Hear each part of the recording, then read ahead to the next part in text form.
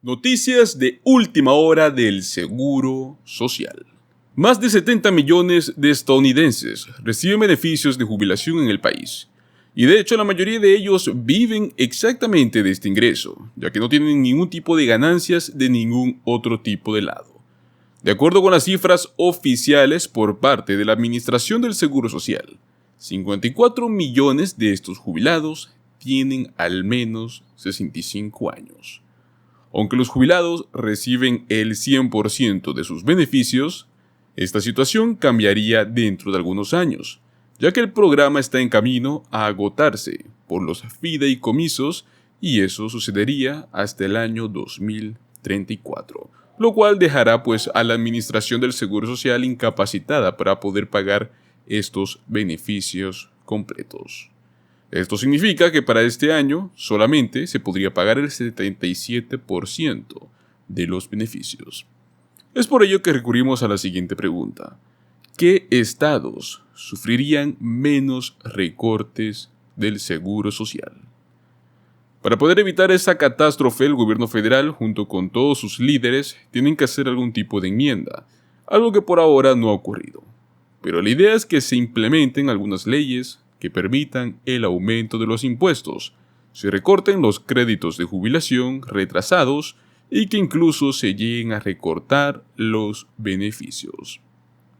Aunque tu lugar de residencia no determina tus beneficios, sí puede llegar a ser influyente para tu situación personal al momento de hablar sobre jubilación. Pues bueno, de acuerdo con un estudio realizado recientemente, existen varios estados en todos los Estados Unidos que están en la mejor posición para sobrevivir a una reducción de beneficios con menos impacto. Utah, Alaska y Texas actualmente son los estados más preparados para poder enfrentar una situación así.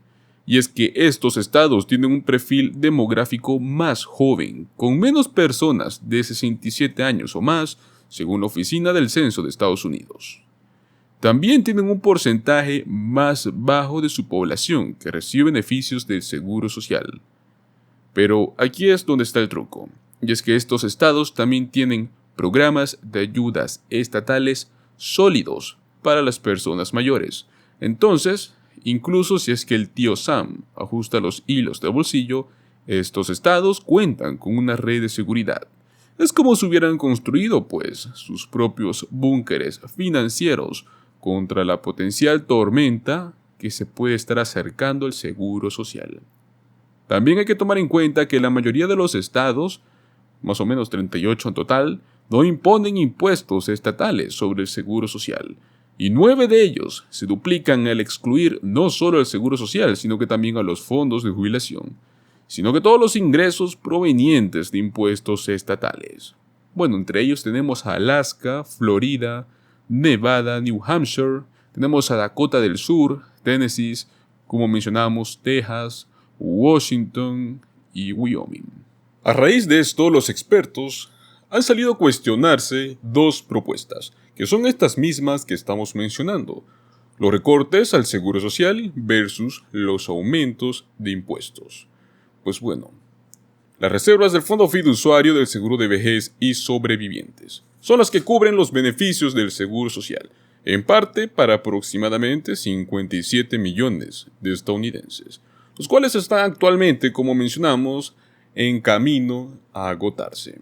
Para cambiar este rumbo es que la Administración del Seguro Social tiene algunas opciones.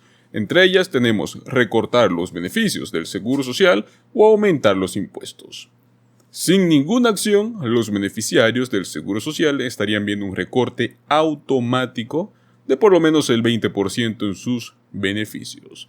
Bueno, actuar ahora para abordar los desafíos financieros del Seguro Social va a permitir al Congreso considerar opciones de reforma que sean más moderadas, graduales y que le den al pueblo estadounidense más tiempo para poder adaptarse a cualquier cambio que sea necesario, tanto en beneficios como en impuestos. Pero la acción en sí debería implicar reducir los beneficios o aumentar los impuestos. Bueno, los recortes de beneficios pueden no ser la respuesta. En primer lugar, es importante darse cuenta de que el gobierno nunca ha recortado los beneficios, que ya se están pagando. Si el Congreso no puede actuar antes del año 2034, una reducción de los beneficios para las personas que no están en situación salarial en ese momento no tendrán ningún impacto en el flujo de caja de ese mismo año. Incluso si los beneficios se recortan mediante una variedad de técnicas a partir del próximo año, solo llegaría a reducir el déficit en aproximadamente un 28%. Esto mismo significa que los aumentos de impuestos son aparentemente inevitables, con o sin recortes. Si el Congreso no puede reformar la seguridad social hasta ese año, toda la reforma tendría que realizarse a través de aumento de impuestos, a menos que el Congreso esté dispuesto a romper con su tradición de no recortar los beneficios que ya se pagan, o que esté dispuesto a pedir prestado de los ingresos en general. Bueno, ¿cuánto deberían aumentar los impuestos? Entonces, si no tenemos recortes de beneficios, entonces la Administración del Seguro Social va a necesitar aumentar los impuestos por lo menos un 25%. Según el escrito, aumentar el impuesto sobre la nómina al 7,75% frente al actual 6,2% para trabajadores y empleadores eliminaría el déficit casi por completo. Pero los impuestos del Seguro Social nunca han aumentado más del 0,5% en ningún año en la historia. Sería menos perjudicial para empleadores y trabajadores si los aumentos en la tasa impositiva se implementarían gradualmente. Pero es que ese enfoque tendría que implementarse pronto para poder pagar todos los beneficios en el año 2034. La Administración del Seguro Social también tiene otras opciones para poder aumentar los ingresos, recaudando más impuestos y así tal cual se describe en ese informe. Gravar todas las ganancias, eliminando el límite impositivo, que es de unos $160.200 actualmente en este año 2023, aumentar el máximo imponible a unos $400.000, gravar los ingresos por inversiones, herencias, donaciones e interés acumulados. Sabemos que exactamente esa opción sería atacar a los ricos. Por sí sola, ninguna de estas tres soluciones llegaría a cubrir todo el déficit, por lo cual se debe considerar una combinación de medidas. Las acciones rápidas pueden reducir el impacto negativo.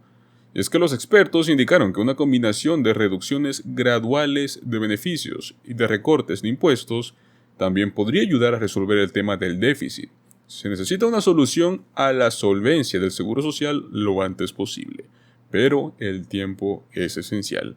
Independientemente de los cambios, ya sea que venga en forma de aumentos de impuestos o de recortes de beneficios, deben implementarse pronto para poder mantener intactos los beneficios del Seguro Social.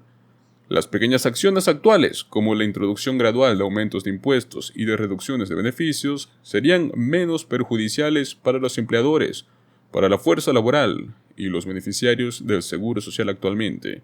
La introducción gradual de cambios señala que también da a las personas más tiempo para poder planificar su jubilación.